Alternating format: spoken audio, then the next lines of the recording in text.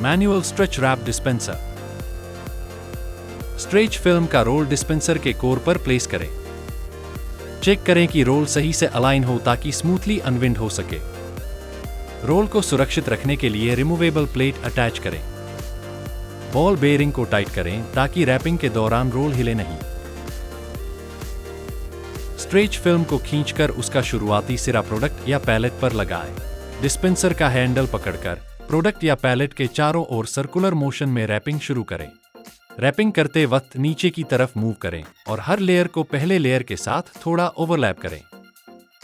ये overlap wrapping को strong और स्टेबल बनाता है। कैंची या कटर से स्ट्रेच फिल्म को काटें।